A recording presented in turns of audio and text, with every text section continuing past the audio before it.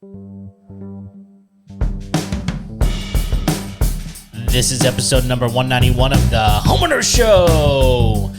Whether you're a DIY or looking to hire, we're here to help you find the best information and options for you and your home. My name is Kevin Hackett. Here with me is Craig Williams. Hello, and welcome to the Homeowner Show. We're so glad you could join us for another episode here in the Homeowner Show studios. How you doing, Kev? Oh, man. I am feeling like everything is just not in slow-mo. What's the opposite of slow-mo? Super fast mode. The flash mode. The flash mode. Yeah, that's what I feel like. Unless you're a perv. Well, okay. Yeah, so I don't know, man. Like we've closed on our house. And that's done. Heard you've been getting lots of cool goodies along with that.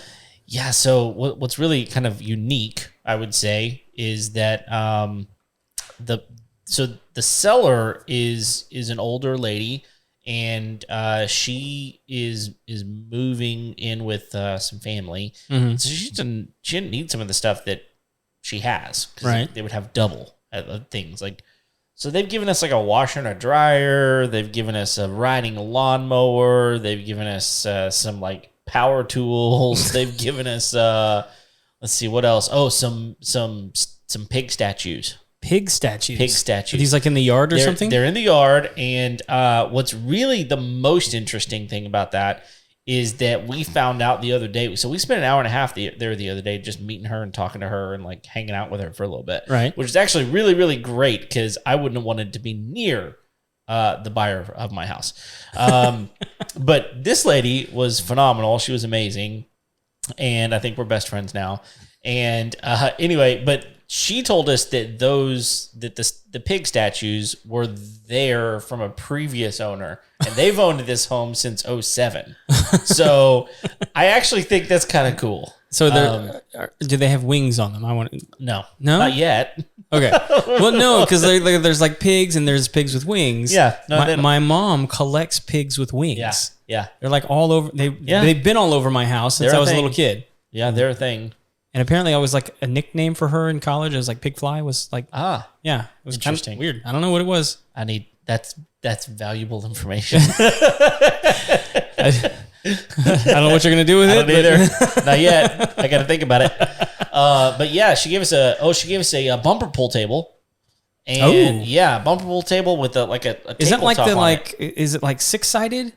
Yeah, exactly. Okay, yeah. And so it's actually a lot of fun. Do you know how to play that? I do. One of the very first places that I worked had a bumper pull table. Okay. It's been a long time. I'll have to refresh myself. But yeah, I do know how to play. But then there's like a tabletop on it, so it'll be a great place for like game night. So yeah, that'd be a lot of fun. Let's see, what else did she give us? But it was all like the time that we spent with her. She was like, "Here, let me take you out and show you the septic and like show you what I do to it. No, here's the well and here's these other things. I want to show you this stuff." And anyway, pretty awesome. Very very cool experience. And I don't know. So we actually take possession in a week from today, probably. So and Aaron, our painter friend from that was a long time ago that we had him. He's gonna paint our kitchen cabinets for us, and we got a guy coming on. I got to be honest, like I know exactly who you're talking about, and I have the hardest time pronouncing his last name. Oh yeah, it's Bernazel, I think. Is that how you? I don't know. That's what I go with. Bernazel. It's one of those, or none of them. Bernie. I don't know. The Burns. The Burns. But anyway, I'm pretty excited about that. We're gonna replace the cabinet doors and the drawer fronts with like a shaker style. So that'll be fun. And nice. We got a guy coming on next week that's gonna wind up doing some built-ins for us. Actually, who's next week? Well, his name is Chuck. Oh, the furniture guy. Yeah. He's coming on next week, and he's gonna do some built-ins for us. And I don't know, who knows what else.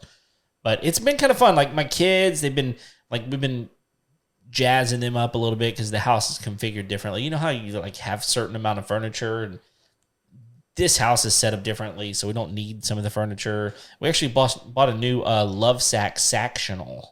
Oh, you know what I'm talking about? You jumped on the train with Jared there. Jared. Yeah, our friend Jared who helped work on this room a little bit. He's been on the show. Yeah. Man, they're amazing. They're really, really cool. So don't they have like their own store? They do. There's one in the Woodlands Mall over here. Okay. But Lovesack is they've been around for a long, long time. They've done big bean bags, but filled with synthetic fill. So anyway, pretty excited about that. It's just one of those fun times where you get to kind of reimagine the space that you're going to be in, and we know that we're going to be there for a very long time at this point. So we're trying to make some smart changes as we go in, things that we want to keep for a long time. So anyway, it's fun, and we're looking forward to kind of getting in and doing our thing. So what are you doing next week? My trailer has a flat. Oh, dang it. A permanent flat. Permanent flat. Well, the tires were stolen. I'll buy you a new tire. So anyway, going to be moving. So we'll see what happens. So we got a cool episode tonight. Yeah, someone that has been in the studio but not physically been here. Right. And we've talked about this person a lot. Yeah, and so we're going to tease it a little bit further because before we do that, we need to pay the bills. Oh, we do. All right, I'll go first. Yeah, go. All right, today's episode, wherever you're listening to this, or tomorrow's, whatever. Yeah, is brought to you by Sustained Growth Solutions. So here's the deal.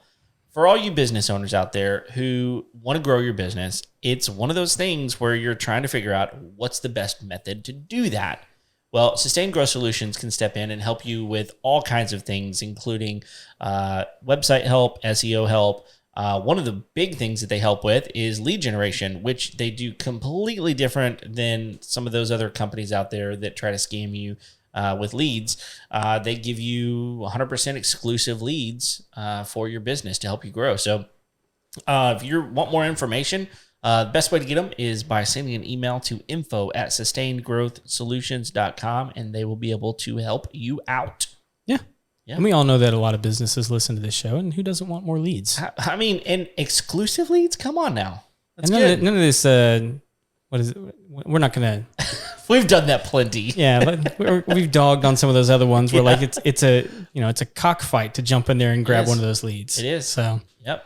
Anyway, this episode is also brought to you by TermaSave. TermaSave is the only residential termite warranty company in the business. And so if you don't want to pay thousands of dollars to get termite treatment done on your home, get it taken care of for just $35 a month.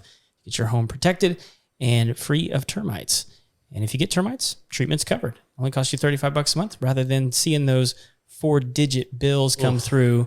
That can just be, especially like on a real estate transaction. Oh, yeah. When you're trying to sell your house and like an inspector comes through and says, well, the whole home needs to be treated. Oof. Instead of having to pay, $3,000, $4,000, $5,000, that system's already in place because you've been paying your $35 warranty. Man, here's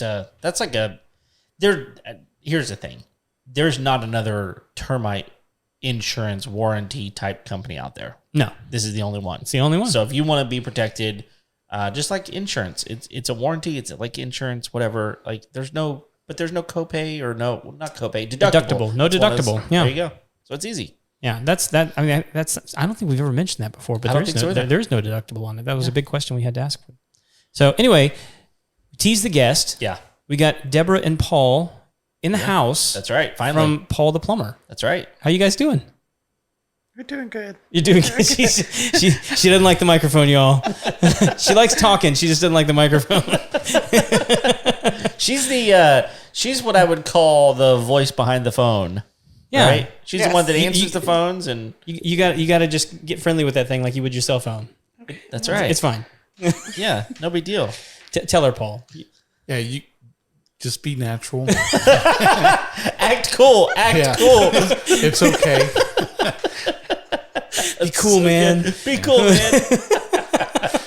Yeah. Well, here's the deal, guys. It's been way too long because the crazy thing is Paul sponsored our show back. This is the first sponsor. Yeah, the first sponsor, but way back when, helped kind of get us started, which thank you, by the way. Pretty awesome. But let's do this. One of the things we just kind of kick things off with most of the time is tell us a little bit about you and how you got into the plumbing business. Oh, wow. Okay, well, I met Deborah. We worked together at our first job when she was 15 and I was 16. Oh, wow. It's a love story. This yeah. is good. Oh, yeah. I'm intrigued already. And we were, a couple, and things one thing led to another, and she got pregnant. Okay. And I knew that during the pregnancy, she stayed with her mom. Yeah. I stayed with my parents. And my parents didn't know nothing. And when the baby was born, Steven, our oldest one, and about 2 weeks in, she called me, told me about it. I saw him. I wanted to be part of his life. Sure. I didn't know if we were going to be together, but I wanted to definitely be part of his life. And one thing led to another. 5 months later, we got married. Nice. Her mother had to sign for her. Oh. She was underage. Wow. I had just turned 18. Okay. And so it's with July 34 years Wow. coming up. So Congratulations. yeah, That's awesome. and that's been the biggest adventure of my life. Plumbing ain't got nothing. We gotta let you see what this. She's like, oh my goodness, did he actually say that? Wow. Yeah. Hey, Craig, do you have an extra room tonight? He might. Oh, you can sleep out here in the studio. It'd be fine. It's comfy. Yeah, that's right. I laugh at the word adventure. Yes. It's been more of a roller coaster. It's more of an adventure because the last 3.5 years we've actually been working together every day. Yeah. It's great in one hand, and then the other hand, it's like, oh Lord, maybe we should have just stayed working somewhere, both of us. And it's been tough. That's been a tough thing. Yeah. But It's tough not to bring work home, that's right. right? Yes, sir. Because like that's what you've been doing all day, and so it's natural because you were on the same topic, Yes. and so it just carries home, and it's difficult not to bring it home and like let it continue to stress you out in some regards. Be careful. You don't have anywhere to go. Me? You got to sleep here no matter what. Yeah. Well, when we first started, we were working at the home. It was kind of hard. Now we have a shop. Okay. And our daughter made the comment when we first moved. She goes, "Great, you can separate home from business." And I laughed at her because when you're self-employed, there's no separation. You can try, but it's all about. I did an interview with somebody one day on another show, and they asked about how marriage and business go together, and I'm like, well, we have to remind ourselves that the business may be new, but our marriage is not. And, are we willing to let our marriage go for the business? And if it means that, we'd shut it down in a heartbeat. Yeah. However, we're learning how, they say to fight fair. So we've come up, many years ago, we came up with, we don't argue and we don't fight. We have intense fellowship. Oh, I like it. So we, there are many times that we go to blows, and but it saves us because he works out in the field. He has to leave. Right. It's like, don't you have somewhere to be right now? I think you do. In fact, I made your schedule. There is a built-in cool-off period. That's right. But our customers. I'll be honest with you. Our customers is what brings us together. One thing we have in common is the service of our customers and what we believe in and how we do and conduct ourselves in front of the customer, how we treat our customers, how we show our vendors respect. That we agree on. Yeah. I mean, some of the things we don't agree on, it's small and pales in comparison Right. to taking care of our customers. The first thing is customers.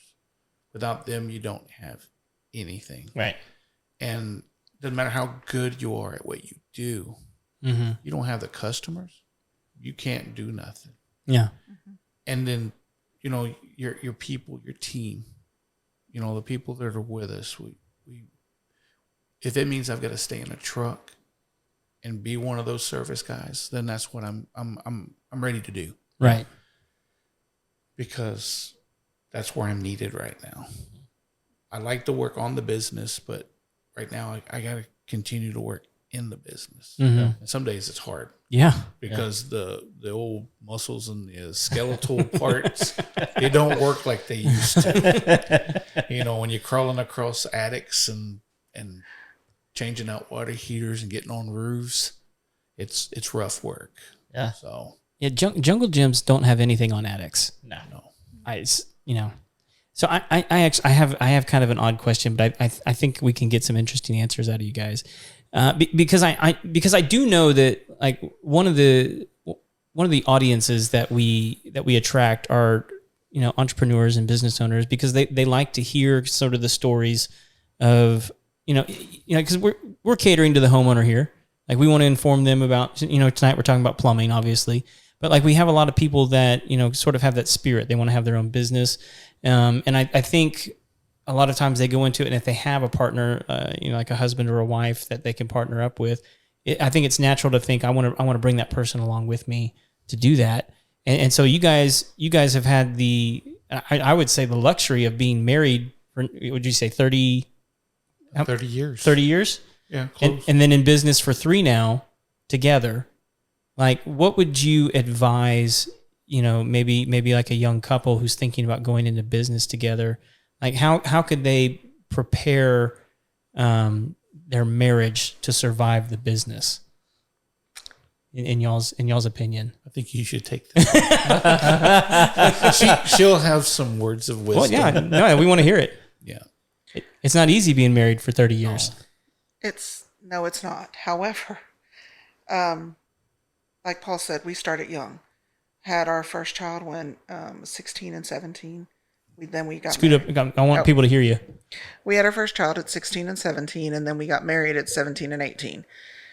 And it was tough. But something Paul's always said over the years that he's told other people, he goes, I've married my best friend. And he's right. When we do stuff, we're the first people we want to tell. The first people, oh, did you hear about this? Guess what? And we're texting each other. You have to be friends. Yeah. People may not understand that as, especially the younger generation. I don't know if they get it, that when you go into a relationship, you have to be friends. You can't just be a husband and wife. Because a husband and wife he's my sounding board sometimes. I come to him and I'm venting because a customer just you walk away and you're on the phone and you're just like as calm as you can be. But then when you get off the phone, you're just like, but then I come to him and I'm like, I don't need advice. I need you to listen. And you have to understand the differences between men and women. Yeah. You have to understand each other's love language. Well, I like acts of service. Let me start with that. Sure. I'm all about that. He likes words of affirmation. We have to work together with how we work together. It's no different than your marriage, but when you get your business and you put them together, you have to be each other's friends. You have to know that you are also partners in life, but you're business partners. And so you have to take each other into consideration. So it's that just consideration of each other, of what each other does. Now, there are many times I look at him and I'm like, stay in your lane, man, stay in your lane. That's true. But I want to add, you are partners. I'm not the boss. She's not the boss. We're partners. Yeah. We're in this 50-50. Okay. I don't know what she does. I don't think I could handle what she does, how she handles it. When I'm out in the field, customers are like, that lady that answered the phone, she is a doll, an angel. I'm so thankful. Where did you find her? I said, I found her when I was 16. There you go. And I married her when I turned 18. There you go. Yeah, I think one of the things that I'm hearing, and I think this is so true, is you've figured out how to communicate with each other really, really well. Oh, sometimes it's not pretty, but yes, we communicate real well. Because here's the thing: is like you know what it is that you need, and you know what it is what you need, and y'all have talked about that. And so look, early on in my marriage, I realized that I needed recognition if I did something, which is ridiculous, right? But I needed the recognition that I did it. So, I mean, because I would do something that I thought would genuinely be thoughtful. So I would like come home and I would clean the dishwasher out. And I thought that that'd be very helpful and very kind, right? But if I didn't get recognition for it, I would feel like, oh, she doesn't appreciate me, right? And so I actually wound up having a conversation with my wife early on. I was like, look, this is ridiculous. I need you to tell me thank you for cleaning out the dishwasher, right? This is stupid. This is true. I said, I realize it's unrealistic because nobody should have to walk into a home and go, okay, what did he do this time? Like, and he needs me to tell him thank you, but I don't know what it is, right? So I just told her, I was like, look, so what I'm going to do is I'm going to tell you when I've done something so that you can say thank you and it'll be fine. So it went something like this. Hey babe, it was great to see you. How was your day at work? I came home a little bit early. I went ahead and cleaned out the dishwasher, and she'd say thank you. I'd say thank you. It's great. No big deal. And that was it. And I was happy. But see, I know that sounds crazy, but it was something that I realized I needed. And so here's the deal. I mean, y'all are communicating, whether it's always perfect or not, right? But learning how to communicate with each other, I heard was huge for y'all. So that's good. It is, and. So we pass that communication on to our customers. So the things that we do is we make sure we talk to them and explain to them. When I say I can be a little wordy, I'm a little wordy. That if my son hears this, he's going to be like, Mom. But my son he couldn't understand at first. Why, when he came into the office, why do you spend all this time? But sometimes you have to. Because when they call you and ask, okay, I get the ones that go, well, I've got this really little thing. Do y'all take care of something that small? Well, of course we do. Yeah. Yes, we do. But then they'll ask this question and this question and then this question. There are a lot of times they call in and what's happening in their home because they don't understand it. Mm-hmm.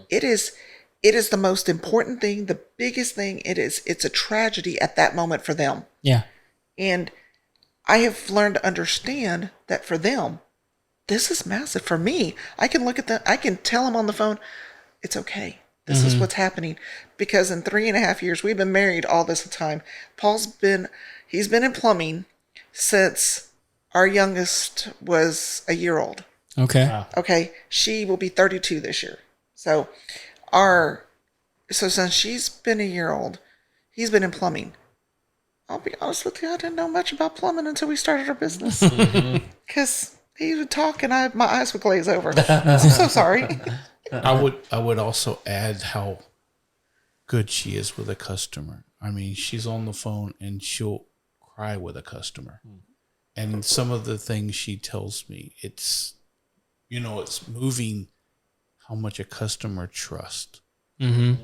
That is so important in our business, in our line of work. And I think over the last 10, 15 years, plumbing has turned into more of a sales type business than a skilled trade. Mm-hmm. Instead of repairing something, they would rather sell you a brand new system. Mm-hmm. Water heaters are real bad where, 6, 7 years old. Instead of trying to repair it, let's just swap it out. Yeah. And, I think in a way that's not good for our trade. Mm-hmm. Back in the old days, before I was even around, that was a long time ago. But the plumber could fix anything. Yeah. Now, mind you, today's parts, like faucets and stuff, they're really not worth fixing. Right. The old style with brass stuff in the insides, That actually had metal in there. Yeah. They're worth fixing. But like a water heater, I mean, one valve, one pilot, one thermocouple would fit any heater, universal. Now it's not like that. Right. Oh. So it's a little different. You had to find the right valve. You had to find the right pilot. Some of them go on backwards threads. You don't want a pilot. So you can't keep a standard parts on your truck anymore. Okay, I got you. So that's the thing that's a little tougher now. But we'll get on the phone with the warranty not the warranty company, but the like Ream water heaters, or Bradford White, and we'll sit on the phone with them. If it's under warranty, we're going to get you your parts. They're going to usually send them right back to you, and then you'll call us back out and we'll put it in for you and repair it. Do you think that's a strategy among some of these manufacturers to make it more difficult for guys like you to be able to repair these things? Because I can imagine like a stressed out homeowner going, okay, like, yeah, it's under warranty, and yes, they're going to send me the part. The part's going to take 5 days to get here, but you can put the new water heater in tomorrow. Yeah. You know? We've got some customers that are like that, and that's okay. But I don't blame the customer. No. I think you're right. It's the manufacturers. I mean, it makes sense for them because they want to produce more, and, you know. And same with the big companies. Big companies, it's about big ticket items. Yeah. And we want the big ticket item. But we were discussing before the show started. Yep. We'll do these little jobs. We'll do the small job. It's never too small. Well, I think one of the things that is probably more so than most industries, maybe, air conditioning in the summer. But plumbing's one of those things that typically whenever you need a plumber, you need them yesterday. Like something happened and I've got to get it done today. There's water in my house or the bathroom, the toilet's stopped up or, the sink is clogged or something has catastrophically happened. We were actually talking about that before the show too, a little bit, that there's, ongoing maintenance probably needs to happen. But at the same time, it's like, people wait until something breaks and they don't notice it until something breaks a lot of times. And it's like, well, now I can't use this until it's fixed and they need it now. And so, even if it's a small job, it's still important to the customer, right then. So, I do remember that, are y'all still doing the video chats? Are y'all still doing that? Because I know early on, that was kind of like in COVID. That was during COVID. Okay, so y'all don't do that as much anymore. Now, I'll be honest with you. We've done it a few times with the customer because we can't get to them. So I will get them to send me pictures. I will get them to send me stuff. And if it's something that, even if it's a toilet that's making some odd noise, and I'm like, okay, send me a video. Yeah. Send me a video. Let me listen to this. Yeah. And this is where I need him at this point where I'll sit him down. And I'm like, okay, we need to take a breath, take a minute. Now let's go through this, and this. Had this customer do this, and this customer sent me this, and they're asking this. And so we have to, so that's when we talked about how we can't just always leave it at the office. Right. It comes home sometimes. So I have a home office. I got a phone that rings in my house, and I have to shut the door because at certain times you've got to shut it off. However, we'll go down the list and I'll just tell the customer, okay, please send me this because I can't get to you for the next 5 days or whatever. And let me see if it's even something we need to come out for. Yeah. And it just depends on what it is. But because I pick his brain so much, because I want to know so I can communicate with the customer and help them over the phone. Yeah. And then determine, okay, yes, we do need to come out. This is what we need to do. And we're one of the few companies around this area that'll give over the phone estimates. Now we leave it open, sight unseen. Right. But usually you can tell me the scenario and I can tell you right about a ballpark figure where you're at. Yeah. And sometimes the customer asks me, is that labor and material? Like, that's everything. Yeah. Nothing these days, especially is, I don't want to say cheap, but nothing is economical. Parts have gone up so much. Yeah. It's been absolutely crazy. Yeah. And of course, gas. I was fixing to say, Run a business. have you guys had to adjust because of gas? I know we have. Yeah. Yeah. We haven't adjusted, but we're working on our prices again. Yeah. It's just crazy. Yeah, it hurts us. I stress to people, we're homeowners too. Yeah. We understand because see, we may understand plumbing. I don't understand electrical or AC so I still got to call those trades for my own home. We got a locksmith coming out tomorrow. Yes. Yes. I have a locksmith coming. He's one of our customers. What'd y'all do? Oh, The front door, the entry with the keypad, it finally died. It died. Finally today. died. It finally died. Yeah, and we wow. don't have a key to it. There you go. So I got home today and he's going through the garage and I looked at him and he goes, it finally died. Good thing it just died. And I went, what is the timing? I've got them coming tomorrow. Yeah. And so yeah. Perfect. Can I tell you guys a crazy lock story real quick? It's not real long, but like when my wife and I had our first child, we had a small group of people that would come over to our house every Sunday night. And one of these times we had it, and typically what would happen is we'd come and we'd hang out, and then a bunch of us would, pick up and go get a bunch of takeout and then bring it back to our house so that we could all, fellowship and have a good time together. So this particular time, a bunch of us left, and my first daughter had just been born, and my wife was like, I'll just stay here. And I think she was there with like one other friend. And I should also back this up by saying one of the guys that was in our group was HPD at the time. And so we were gone for like maybe 7 minutes, and my wife calls me and she goes, come back to the house right now. Come back right now. And I was like, what's going on? She goes, I think somebody's trying to break into the front door. And when we left, we hadn't locked the front door. And I was freaking out. I was like, oh my gosh, somebody could be in the house. And so we get home and, I throw open the front door, and my buddy who's HPD, we're going through and we're clearing every room. Like we're looking under the beds for like, something was going on. My wife had gone out the back door with the dog and the baby and had gone over to the neighbor's house because she just heard somebody shuffling around the front door. So we clear the house and we come back out and we're like, what's going on with this door? And we look at it, and when I had stuck my key into it, the lock had literally crumbled. Oh. And what had happened is somebody had what do they use? It's like what do you use like when you freeze flowers? Liquid nitrogen. They had sprayed liquid. Is that what it is? Yeah. Liquid nitrogen. They had sprayed liquid nitrogen into the lock in order to break it. But when they did, they locked themselves out because they thought they were freezing it to unlock the door, to freeze the lock mechanism. And when they did, they froze it and locked themselves out. Wow. And so when I got there, I stuck my key in, it worked, and I unlocked it. But when it did, it just crumbled the lock mechanism. Interesting. It was the craziest thing. So someone was actually there. Yeah, someone had actually been there. Yeah, Wow. for sure. That's crazy. And I think it was like 2 weeks later, my truck got broken into, and there was like a trail of blood down the driveway. What? I had a really old pickup truck, and he was trying to get my stereo out. Look, this is like the worst robber ever. Because look, if you're dumb enough to rob someone, wouldn't you think the first thing you would do is like try the handle first? Yeah. Like, turn the knob first. Well, and like he clearly knew like our routine. Yeah. Because it was like, let's hang out on Sunday. We leave like around 7 to go pick up dinner. We're gone for like an hour and a half, and then we come back. And he was like, I got an hour and a half to clean this house out.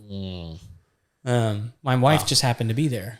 So Wow. That's kind of a scary story, but it's amazing too. So it is, but like, have a good lock. There you go. That's right. You need to have a good locksmith a good locksmith, as well. a good backup system for your lock. That's right. Yeah. well, the locksmith that I called, he says, okay, we're not going to use this brand. This is the brand I suggest. This is what I would never do this to you. And he went through it with me. And we've done this with them because, again, that's how we met. They called us. They're customers of ours. Yeah. And this is how we've met. And the wife and I have kind of gotten along where have a lot of similarities in our families. And her and I just start laughing about all the similarities.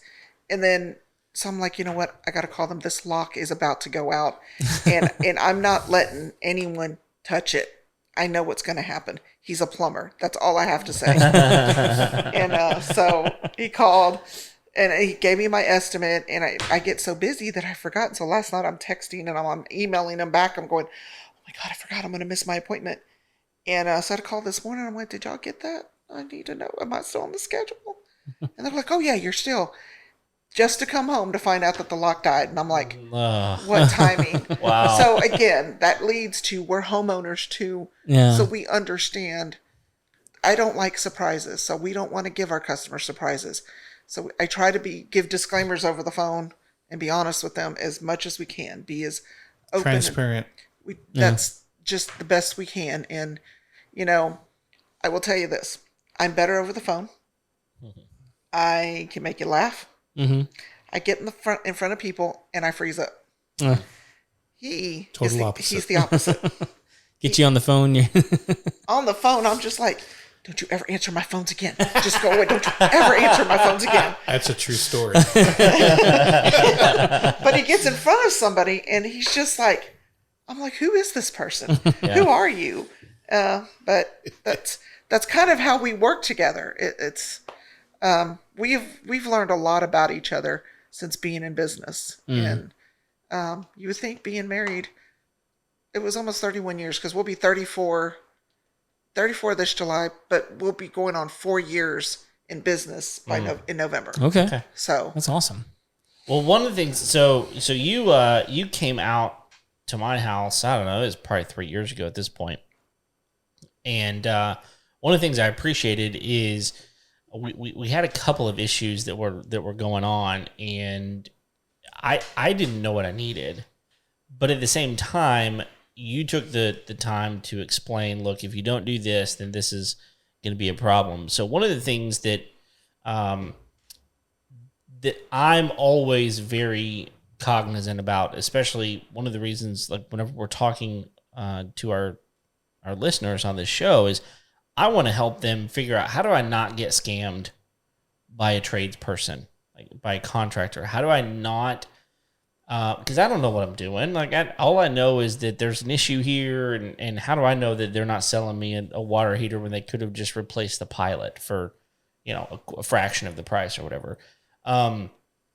So I'm curious for you. You've done plumbing for a long time. I don't know who your previous employer was and what his expectation was of you as far as sell them this versus sell them that, because I know that happens all the time. What would you say? How do you find a plumber, for example, that is going to take care of you and not just sell you something you don't actually need? Ooh, that's a tough one, because I think in the residential game, I came from the commercial background. Okay. So all our jobs were like customer call, you go out and do it, T&M, or even if you flat price. Mm-hmm. We already had a pre-approvals. The thing I've learned about residential is most of your companies, it's more about sales. Yeah. I hate to say that word, and I say it like it's a dirty word, and it's not. Mm-hmm. The only thing you have to truly sell to your customer is yourself. Mm-hmm. We like to take the part as being a trusted advisor to our customers. Our customers are, I really mean this. They're our friends. Mm-hmm. We've got a lot of friendships with our customers, and I treat them better than I treat my own family. Mm. You know what I'm saying? Yeah. I when I hear the stories of what somebody paid for something, it's I don't know what the other company's overhead is. Their prices are going to be higher. They have more overhead. I understand that. But some of the stuff I've heard, it's like, man, they could have done it like this and not, had to pay that. Right. Tunnel under a house when all you had to do is cap the line off and reroute it through a cabinet outside to a clean out or something. Right. Or reroute a drain or reroute a water line. Some of it's really, really easy. So some of it's just service the line. Mm-hmm. 2 weeks ago in Conroe, I went out. One of the bigger companies said they need to tunnel under the house and replace cast iron pipe. I went out there and tried to run it from the vent up on the roof. It was too much cable going in, so it wouldn't make the P-trap was under the slab. I didn't know until it went inside. Mm-hmm. Cut the vent, went through the vent, ran it out, unstopped it for a fraction of. She goes, they were going to charge me $10,000. She goes, I didn't have that kind of money. Jeez. And I said, let me try, because I don't know the skill level of that technician that was there, or was he a sales-minded technician? Mm-hmm. You know, trying to separate money from people's bank account. And it took me about an hour, but I unstopped it. She was very, very happy with us. Sure. You know, I've done that several times. You know, I always try to say, well, let me do it myself, because she didn't want me to just go by the scope of work and go, how much would you charge to do this? Well, I was trying to reroute it outside, under a sidewalk, around the back to a house, to the clean out in the back. Man, you know, let's see the best price I can get you. And I said, you know what? We're going to run this thing. And once we ran it, we got it unstopped. And, so there's a right way to do it. Taking the high road. I always tell my customers, I still sleep at night. Yeah. You know,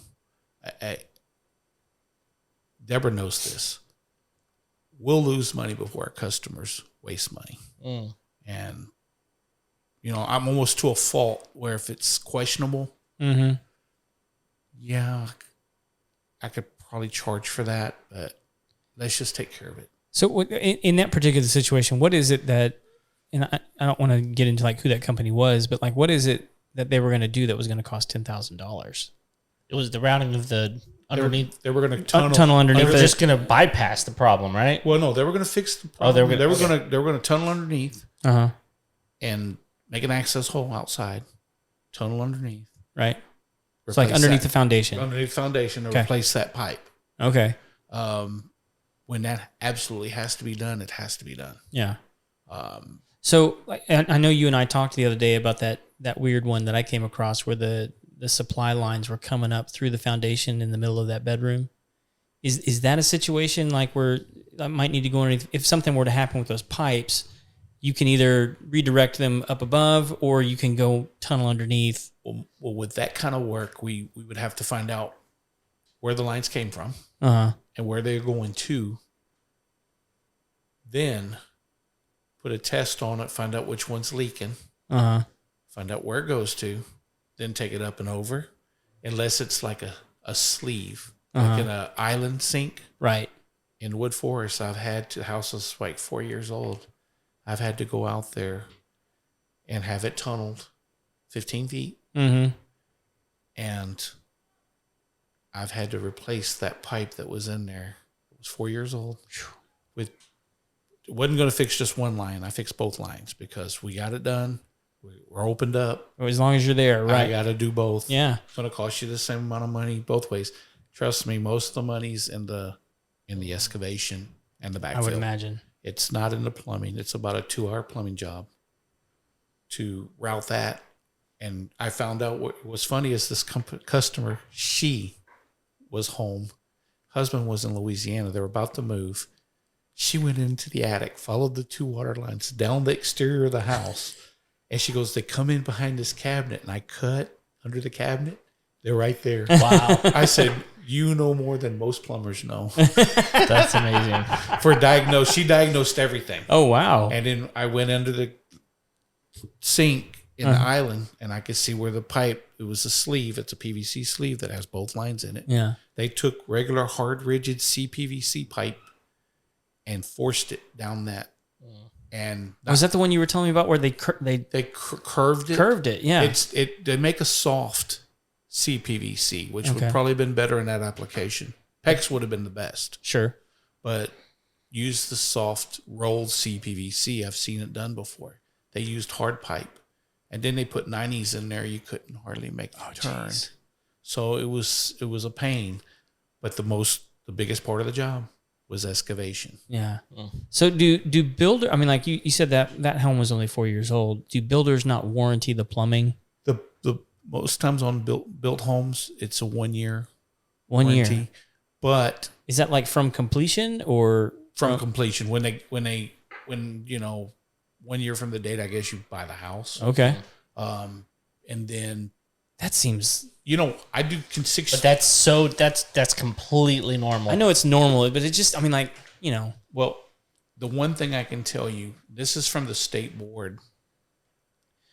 If you do it sketchy as a plumber, a licensed plumber in the state of Texas, and say I'm retired in 20 years or something, Right. and the company's still going, and something we did that wasn't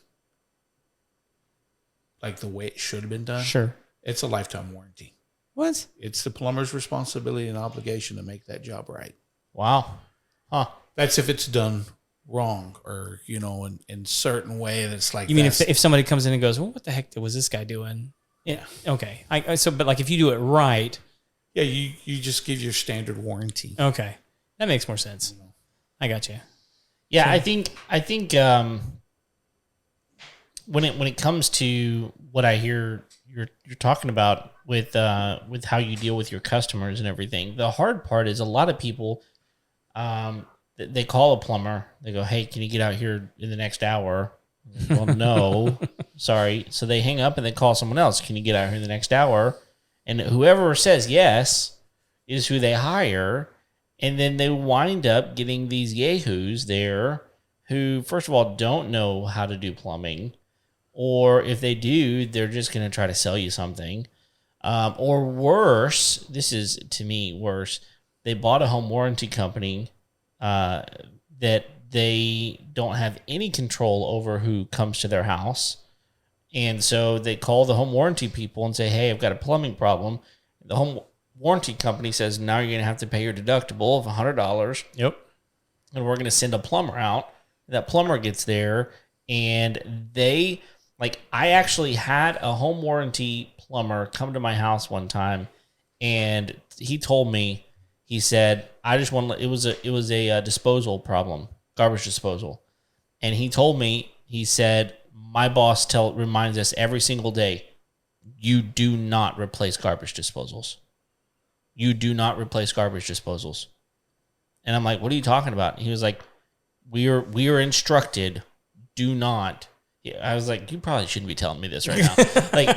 But he said that they just basically. Hang on, I didn't hit record on my phone. Say it louder one more time. Exactly, because he was like, my boss basically tells us that we're not going to pay for garbage disposal. So any garbage disposal claim that we get through home warranty, we're going to deny it, and you're going to have to pay for it. So I was like, okay, so I just paid $100 for a garbage disposal technician to come out here. And I could have paid $150 and got a new garbage disposal from Lowe's or Home Depot, put it in myself. And he's like, "Yep." I'm like, "Well, now I got to go pay $150 for this garbage disposal." I was trying to save $50, but that kind of stuff happens all the time. And so here's one of the things that I think is probably really important is just think ahead a little bit. I mean, you look at the age of your water heater. Kind of pay attention to weird sounds, pay attention to things that aren't draining very well, and try to search for someone that's actually going to do a really good job. I mean, if you live in this area, obviously call Paul the Plumber, but if you don't, then take your time and ask a lot of questions. How do you do this? How do you do that? Right? Yeah. And how does that kind of thing work? Because, if you wind up calling the emergency plumber line, it's you're gonna get who you're gonna get. That's what I think. No, you're right. You're gonna get a guy, and there's companies that are in business that from the evenings through the weekend and holidays. Mm-hmm. That's 50-60% of their revenue. Wow. Because they know. A lot of times when people call on those days, now there's some customers, they just got to have it done. They get, the only time they have off is on a weekend. Right. They have to, but because there's plumbers out there that are ready to take, and I don't mean it in a bad way towards my trade. Sure. Yeah. And our business, but they want they're going to make more money on the weekend For sure. and on a holiday and at night. People are willing to pay more for emergencies. And there's a small group of people in the customers. Mm-hmm. They don't even care how much it costs. Right. Just get here. Just But get there are here. Can you times be here now? They don't have a choice. There are many that just don't have a choice. It's cold out and their water heater went out. Mm-hmm. So they're bathing their kids, their little ones, and there are times that their whole house is just stopped up. Mm-hmm. You can't. There are times a lot of people have 2 and 3 and 4 restrooms in their home, and if one is, well, we have others, we can use those. But when none of them are working, then you have a problem. Yeah. That you don't have a choice but to get it fixed. So there are times that they don't have an option to do this. They can't just go stay at a neighbor's house or go stay at a friend's house. Right. So we understand that. We would hope that our, and I don't want to call other plumbing companies our competitors. It is what it is. However, there's enough work out there for everybody. Mm-hmm. We have such a big community. It's such a big area. We're not in a tiny little town. So, but I would hope that they would be just as honest and open with their customers and just look at it. And yes, we like to do repair before replace. However, if it's safe, it has to be cost effective for them. Because if you're going to repair something and you're just going to drop money into it, and we know that from the beginning, we're going to tell you, look, we can do this now, but this is not a guarantee this is going to fix the problem. But I will suggest that if you go this route, it's going to be a little more expensive now, but down the road, this is where you're going to be. And it has to be safe. If we see that it's not going to be safe, we're going to tell you. Yeah. Because your safety is our priority. I wouldn't want that in my house. Yeah. I don't want it in yours. And that's how we look at things.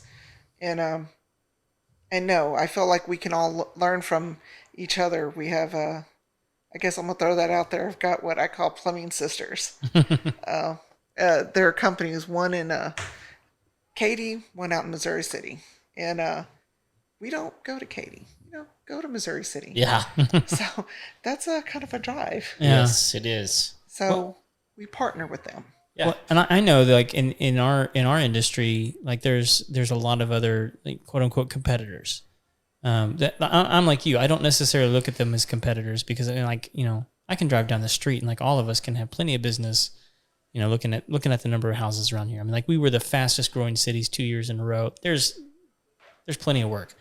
But one of the things I do is, especially if someone calls me and says that they've been unhappy with another company, I always ask who's the other company. Not because I want to know who the bad guy is. I want to know if it's a good guy. Yeah. Because then I know, oh, you're going to be a problem. You know what? We actually had a customer not too long ago that did that with a company that we've actually become pretty close with this owner. Mm-hmm. And kind of gotten to know him. And the customer gave us a story and kept telling me stuff. So I told Paul, I said, you need to call so-and-so. And she's like, oh, no, please don't do that. I told him, I said, because of that, you need to make that phone call. Yep. Yeah. Because something's not right. Yeah. And sure enough, what came around, we're like, okay, we got both sides of the story. He did everything he was supposed to do. Uh-huh. And took care of everything he was supposed to take care of. There was no issue on his part. Right. But because she wanted me to go upstairs and look at stuff he did during the freeze. Okay. A year later, basically. And I looked up there and go, no, he did a great. I didn't know who it was at the time. Mm. And I finally said, you got to tell me who it is now. And then when she did, we're close friends. Yeah. I mean, he refers us work in the area all the time. Yeah. And I waited through the weekend. Then I finally called him. Then he goes, I'm just glad she got it done. But I said, well, I want to let you know what she told me. Yeah. He goes, I didn't do that. My guy sat there the whole time. They were there to help, do whatever they want. And when the fire department told them to leave, That's when they left. Because there were issues on that, and so yeah, like you said, I want to know, and it's not. There's another plumbing company in the area. When we first started business, we would get the phone calls. Oh my God, such and such, they're so expensive. Right. And I would tell the customer, I said, look, they have a lot more vehicles. They have a lot more overhead than we do. We're still a small company. Mm-hmm. However, my goal is to be where they are. To be there. Yeah. That's my goal. That's what I want. I want to be able to see them. We're going to be there. And then one day you're going to be calling somebody else saying, God, Paul the Plumber is so expensive. Well, we're not. We're growing. Yeah. And I said, and that's what's happened to them. And we do not believe in bashing other companies by no means. So, Not at all. But I do think it's important for regular homeowners to understand that they don't have a monopoly on reviews. You know what I mean? I mean, like it's not as if tradespeople don't talk amongst themselves. And so, like, if you're going to be a bad actor, like it's eventually going to come out, and no one's going to want to work with you. I mean, like, no matter how much money's in your bank account, eventually some people just aren't worth it. And so, like, I think it's good to know that like plumbers talk to other plumbers, electricians talk to other electricians, AC guys talk to AC guys. I mean, like we all talk to one another, and so like we know, and those of us that have been around long enough know who the bad actors are, and are pretty good at smelling them out. Mm-hmm. And so, like, if you're having trouble getting service, Probably maybe not. It's not you, it's me type of thing. Just the way it goes. Yeah. So may take some time to clean your record up. Yeah. That's all I'm saying. No doubt. So, Well, but I one of the things I know we wanted to talk about with you guys, because it's something I'm interested in, is the hot water heater situation. I've got a bugaboo about hot water heaters up in the attic, but I also want to talk about tankless stuff. So, which direction you guys want to go? You go either way. You want to talk about attic? All right, yeah, let's start with the the attic one, because here's why they bug me. I've had several customers who have had to be out of their homes for months on end because of exploding hot water heaters in the attic. Dumb. And I can't for the life of me figure out why the builders do it this way, where like they have perfectly good like utility areas in like the garage. I don't know if it's like gravity that they're trying to take advantage of to move the water through. I don't understand, but like to me, it's just like it's a ticking time bomb waiting to flood your entire home. And like I'll go up there and there'll be like 2 or 3 hot water heaters in an attic. And is there any? I mean, like one, like. I mean, I don't know about y'all's home. Where's the hot water heater in y'all's house? above my closet. Above your closet. Okay. Where my shoes are. Does that make you feel comfortable? No. No, it does not. Me either. So I tell people my water heater is above my shoes and my purses. My clothes can be washed. It's above my shoes and my purses. Yeah. And I'm not a happy camper about this. So, Paul, is there any good reason why they might put them up other than space? I think it's space, and I was talking to another plumber that's up north, and they have basements. Right. We don't have basements here, so that's our Up basement they go. up Yeah. in the attic. Uh-huh. I've heard before from a realtor that I don't know for sure if this is true, but Right. it takes away from the square footage in your house Uh-huh. for the sale price. So anything that's up in the attic that's not taking space up in the main part of the house, Right. they could charge more for. Well, what about the garage though? I mean, like, That garage, I'd love that. well, I mean, like I see like older homes, I see them like in the corner of the garage, right? Yes, that's where my new one is. Yes. And like to me, it's like, okay, that makes sense. It's easy to access. I don't have to be up in the attic. Like it's not going to flood anything. If it does, it just goes out the driveway. Right. I mean, would it make a difference if the garage was detached? I mean, is it just like a... No, I think like if it goes up 2 stories through a garage, Uh-huh. like up through the other story, then through the attic, you'd have to have a flue vent on Okay. a gas water heater. Oh, you're right. Natural The gas. flue. Yeah. I mean, I guess you could take it out the side of a garage. Right. We're actually going to be moving taking that tank out of our attic above her shoes and clothes because Got to preserve I have those. a small area of clothes in that closet. Don't listen to him. But we have a tankless we're going to put in the garage. Okay. So we just haven't had time to put it in So yet. I keep getting bumped off the schedule. Uh-oh. Yeah. Because, again, we've said it. Our customers come first. And when I start getting jobs, I'm the one that goes, man. And I'm clicking the schedule and the dispatch screen going, fine, I'll just move my schedule. But I will tell y'all, my water heater goes out. I don't care where these people are. People are getting up at 3 o'clock in the morning and changing water. So all I pray is that it does not do what I've heard stories from some of our customers where somebody's come home with their water heater in their bed. Yep. Yep. So, but yeah, we're with you when it comes to the attic. I don't like them in the attic, especially because during the summer it is so stinking hot. Yeah, and the guys like And Paul has to go up there and like be in the attic with that thing. Yes, and so it just, you're up there 2 minutes and they're drenched. Yeah. So, I try to schedule those for first thing in the morning, and during the winter we could do one in the morning, one in the afternoon. We could do right now. Now we're starting to get to the place we can't. Yeah. But now we are going to do the tankless and have it put in the garage. So Okay. Well, and let me ask you this, because I'm looking at the tankless. I want to move over to the tankless. I'm happy with my natural gas one right now. It's working. But if I need to move on, I want to go tankless. One of the things that I'm seeing and it's not all the time, and so I'm asking you, like, does this work? I'm seeing it on the exterior of the home. So what's up with that? That's a good place for it. Yeah. Put it on the exterior home. They have a vent termination cap, so no water gets in it. The only thing that might be a detractor, if we have another winter like we had in 2021, there was a lot of parts that Got seized up. especially when the power went out. Oh, okay. Because they have little things in there that keep them warm. Okay. But when the power went out, and it, for 12, 24, some of them were 24 hours without power. They had like a 12-week backlog.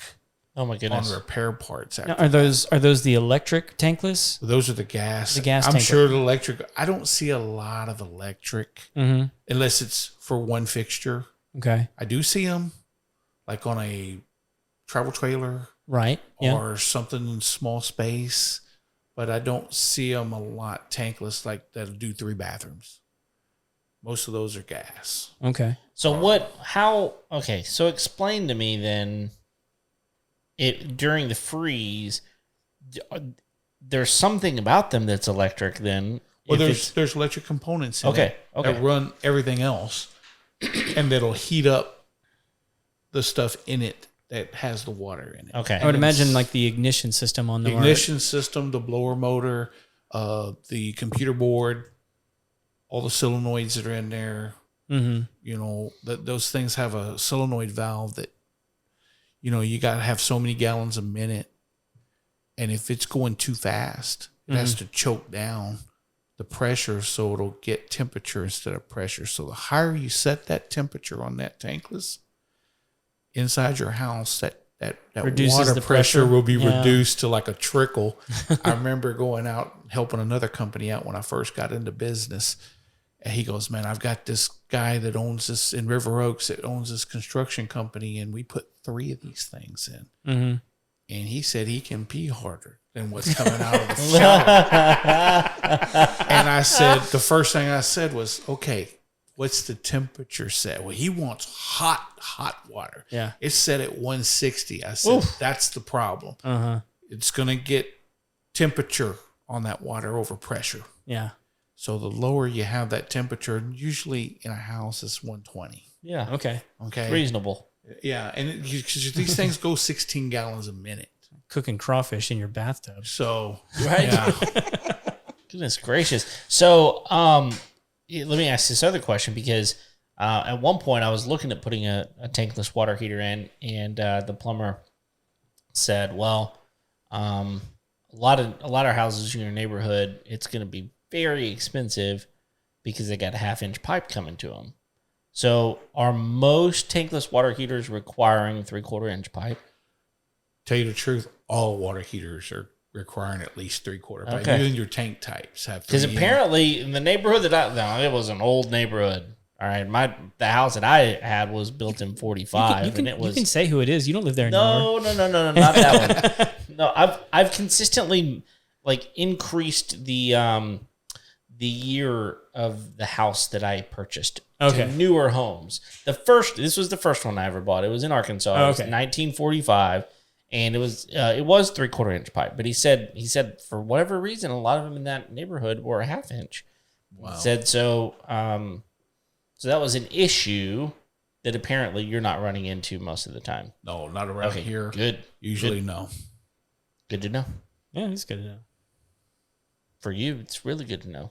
Yes. Because you want to put one in. I do. Now, so let's talk about tankless. So obviously, in my opinion, one of the biggest reasons to go tankless is you're not storing 50 gallons of water ruin your that you're shoes. having to that you're having to continually keep hot. So or keep up in the attic exactly? So it'll leak everywhere. That's ridiculous. So let's say that you don't, like for me, the new home that I've purchased, the hot water heater is in the garage where it should be. Let's say it goes out. Would it be wise to put in a tankless water heater at all? Like, at what points is it a good idea to put in tankless, I guess is the question. I think it's got to be your preference. Because I used to talk people out of it when I first went into business, and my customer finally said, no, I want a tankless, and it's final. And so I put her tankless in, and she had 3.5 bathrooms. And wow. And it's a lot. I just want to make sure she was going to have enough hot water everywhere. Sure. And I said, okay. And it was 2 tanks up there. So it was 100 gallons of water. To now, I think it was 16 gallons a minute, that particular tankless. So she went from 2 hot water heaters to 1 tankless. And actually, when customers do that, I try to give them that option because it's only about $900 more.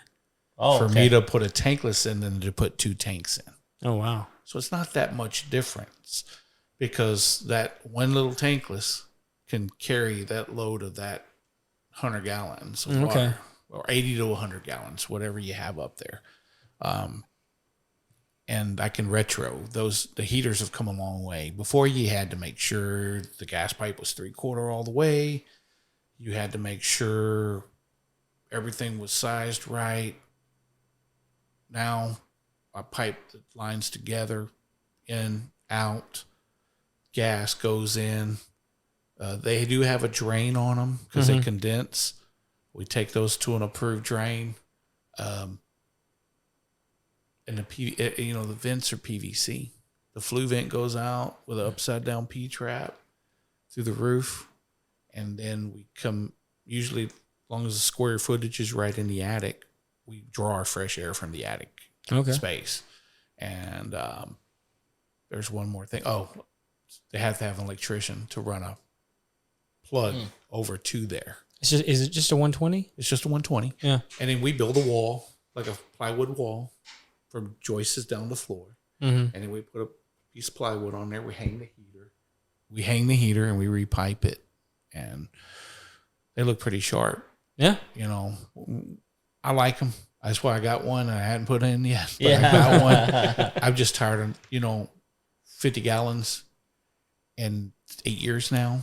Yeah. And 1 shower, basically, is Okay. what we go through on a tank. Right. And, and it takes so long to recover. And that's Yeah. probably because of the sediment. Another thing with tankless, consider some kind of descaler, for hardness of water. Because like the Navian is the one we recommend. It's just, to me, it was made for this region. Okay. They got a stainless steel heat exchanger, and you got a 15-year warranty on that thing. Oh, wow. And if they know you're protecting the water or treating the water before it goes in there, then they'll honor it. They'll honor that. And but understand that's what he's about to say, and that's why I wanted to say this. I have to jump in. We like to inform our customers. Take care of it, because you're putting a computer in your house to take care of your water, and it needs to be maintained. So you need to service it. You can get away with it with the tank type, but not with the tankless. You must service it. You must have it flushed. You must have it just run through. Take care of it. But also, as he was saying about descaler, Navien provides one that you can purchase, or if you have a water softener in your home. Okay. Make sure that it's taking care of the water. Before it gets to the... Because there is a thing for Navien. We've read it. We looked for it. It will not warranty. After a scale of 11 parts per million, they'll void the warranty. Oh. So we always do a free water test if someone wants a tankless. And most of them, it's not crazy high. Some well water might be 12, 15. But we've got a little small unit that we could put in before to go in. Like a filter of some sort. Like a filtration, but you got to change it every year. Okay. So the maintenance on the Navien, is that something that you guys have to do? Is that something they can do on their own? Well, here's what I tell people. Do it the first year. Do it in 12 months. I've been told by the local rep, if you do it and you see what's in there, if it's not cloudy and it looks clean, then go every 18 months. Okay, you can spread them out. The very first one, she didn't have real hard water. She had a 6. So we didn't recommend putting any kind of filtration or anything in. But I went there the first year, 12 months on the dot in November, ran it clean. Told her, let's wait 2 years. And this November will be 2 years. Okay. So I'll go back there. And I show the homeowner. I'll say, hey, come up here if you want me to show you. You invest $100 in a pump and a bucket, get a lid for the bucket and some washing machine hoses. And I'll show you how to do this. And there's all kinds of stuff on YouTube. Yeah. That show you this stuff. And it's very, very easy. And instead of buying a solution, just buy just regular vinegar. Put 3 gallons of vinegar in there. Let it rip for about 45 minutes to cycle through there. You're just recirculating that vinegar. Recirculate it through there. And then if it looks like you ever see copper pennies in a thing of water and it turns kind of green and cloudy. If it's like that, stay on top of it every year. If it's not pretty clean, not real cloudy, you can go 2 years. Wow. Sounds like cleaning the coffee pot. I've seen some people's Keurigs. That's rough water. Just buy a new one. Get rid of that thing. For so many reasons. Yeah. That's true. Okay, well, I got one more question. Yeah. So let's talk about garbage disposals for a second. Okay. How much? I'm just curious. How much do you hate garbage disposals? I will tell you this about disposals. It's a commercial invention, like for restaurants. I'll replace them. I'll do whatever I have to, but I always tell people, I know when people have cleaned their refrigerator out or had a big, like after Christmas meal or something where they threw everything away. The commercial units are much bigger in a restaurant, and the pipe that it's going into is much bigger. Yeah. Right. The one for a house, that line, when it gets in the wall and down, that's a 2-inch line. Right. And it usually 90s and then 90s again. It's designed for a home. But I think all it's good for is to keep me in business. Yeah. To be quite frank about it. Well, so just for everyone's own personal edification, I don't have one, but like I used to. What shouldn't people be putting down the garbage disposal? That's. But like, in one sense, you're like, no, please put this down there because I'm gonna have to come out and clean it. No. I've any kind of peels, like eggshells, potato peels, peels, carrot peels. I've seen onions, like husk, the thing. like around onion the skins. Okay. I've seen banana peels. Oh my goodness. What? Yep, banana peels. The worst I've ever seen was in Wood Forest. And I think it was right after Christmas one year, the first year we were in business. And there's a lovely couple, retired couple in there. I love them to death. They're really good. They moved back to Dallas. Great customers. The husband got a master class thing from a chef, a real world-renowned chef. Now, when I got there, the wife had to leave. She was gone. We talked to her, and she said, I just had to leave. And when I went inside the house, it smelled wonderful in there. But in the sink, it was a big farm sink, giant. And it was on an island. Okay, so I wish I'd have took pictures. He had onion stuff, and he had the Costco 36 eggs. Oh my 2 packages of them empty. And all the eggshells were in that drain. And that he tried to run them down. When I opened it all up, I had to remove it. I had to take all the water out, drop the disposal. When I dropped the disposal, the whole pipe was full of eggshells. Oh my goodness. Pulverized eggshells. And I tried to run my cable and it wouldn't go through. I had to go get a little mini vacuum out of my van, put it in there and suck those things out. And finally was able to get my cable to go through.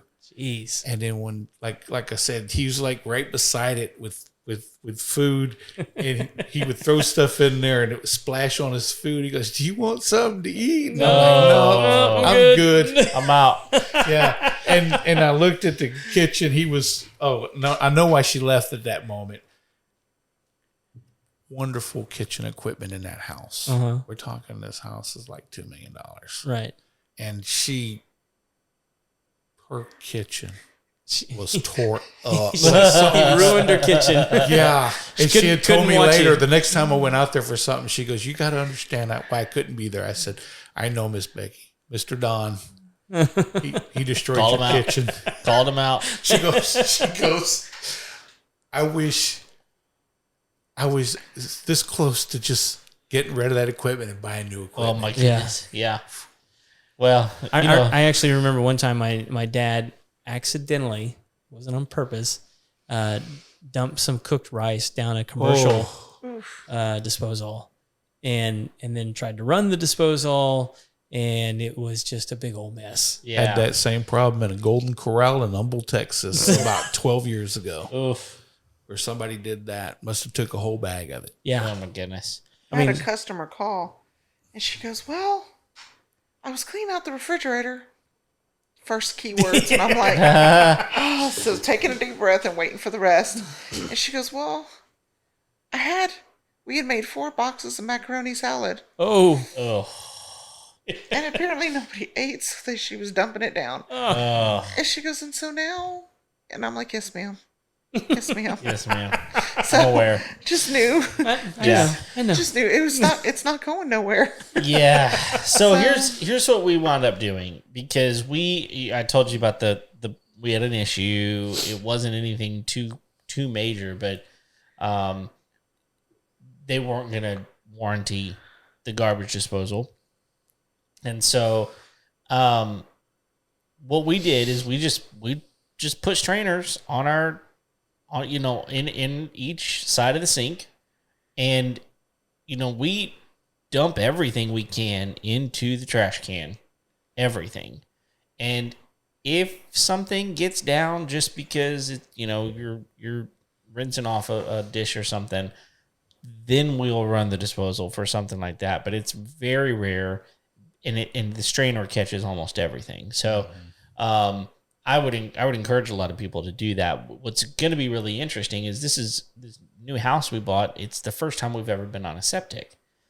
and it currently doesn't have a disposal, which is great. Fine with that, except that I've got kids, and I know that they're gonna throw something into the sink, and inevitably something's gonna go down the sink, and so I'm probably gonna put one in just to make sure that we're safe as far as that goes. But I have been told that there are septic specific disposals that are like twice as heavy duty. That's like right. that. They also have a solution that is, every time it's used, it's administered into the system. Oh, okay. So I don't know if it's enzymatic. I know it's not no acid, but it's some kind of enzyme maybe. Okay. It's a cartridge. It mounts on the disposal. Interesting. Yeah. So you. So I need to get a specific one. It's a specific one. Okay. Well, we'll talk later. But it's. For us, it's not because we use it all the time, because we've heard the horror stories. We don't want to be that person. The problem with the disposal that we had is one of our kids, one of the straws out of their sippy cup had gotten stuck down in there, and we couldn't get it dislodged, and it was down in the disposal, and it wouldn't come out, and so we wound up having to replace the disposal, which is fine. It's not that big of a deal, but just put a strainer and throw your stuff away. Come on now. Banana peels, really? That's like the worst. That seems bizarre to me. That's ridiculous. We've had somebody lose their ring in it and found a stone wedged in it. Oh. Ooh.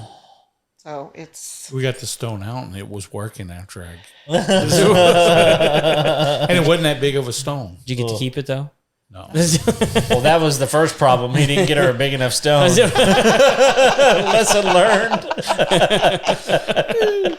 Oh man. Well, we're bumping up here on an hour and a half already, so we probably need to move to the most important segment, right? Absolutely. And let's go ahead and do it, because it's time for the Final Four. The Final Four. That's right. The Final Four question we ask each and every one of our guests. So, are you all ready? Are you prepared?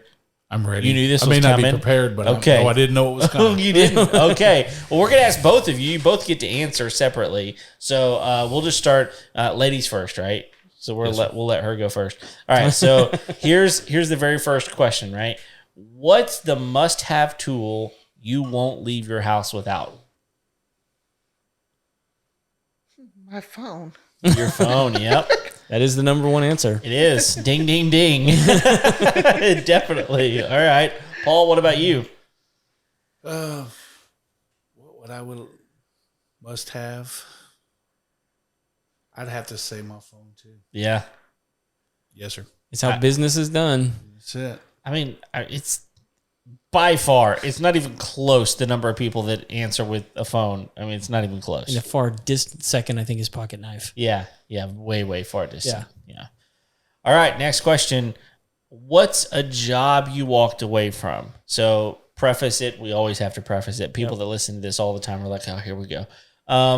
So we really think of this in like a job at your house, that, a project at your house that happened that you were trying to fix. Something went wrong and you had to call the professional in. What's a job you walked away from? However, it could also be a career or a job specifically. So we're just going to leave it up to you. We're going to ask a question. What's a job you walked away from?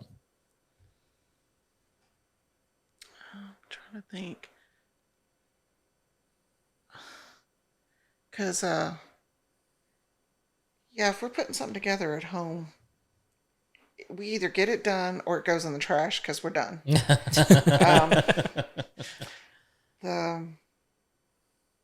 They finish everything, Greg. Yeah. They finish everything. No. We usually pay someone to finish it. That's exactly what we're talking about here. Pay somebody to come start it. Yeah. We don't even bother to start. I don't know. I don't think I can think of anything off the top of my head. Aside from being in business, there are some jobs that you have to learn to walk away from. Yeah. On that perspective. Now us, I can't say if there's anything that we've ever walked away from. I can say one thing. When we moved into our shop in August of last year, I was trying to take her desk apart in her home office. Okay. And I'm like, no, we're not going to do this. And then we went down and bought a desk for the shop. Good. Probably right there saved your marriage. It probably did. It probably was the thing. Yes. Congratulations on Yes. one of your better decisions in life. And you like the new desk, right? I love the desk. However, it's so big that it takes up so much space in the office, and our office is so About half tiny. the size of this area. Oh, okay. Wow. And that may be big. Yeah. The office space that we only got it because of the warehouse space. Office space is so tiny. You know what's funny is like a lot of times when people who have never been here before, like we'll bring them into like the outer room, and they think that that's where the podcast happens. And so they're just kind of like trying to like find a seat and looking around, and I'm like, no, you gotta come through. And then they come through like, oh, Exactly. All right, next question. How do you wind down at the end of a long day?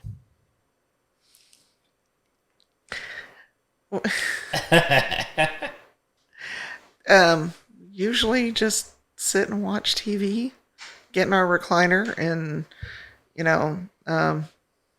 usually I like to have a drink or two, but right now I'm on a diet, so I'm Try to be good.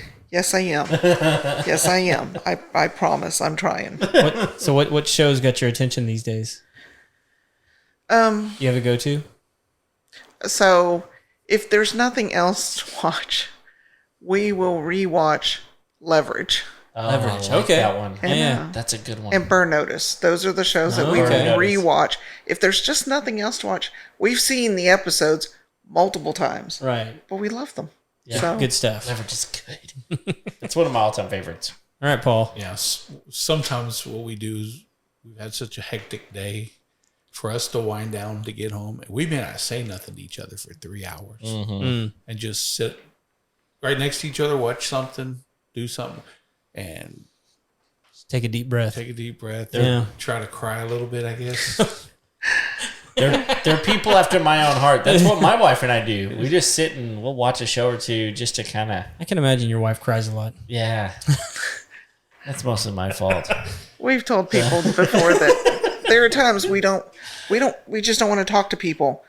We don't want to talk to each other. Yeah. So we look straight ahead at the TV, and pretty much if we're eating in front of the TV, we'll hand each other a napkin or something, and I mean, just we're done. Oh, So that's good. That's good. All right. Well, last question. Y'all are in the home stretch here. What's one of the best pieces of wisdom or advice you've ever received?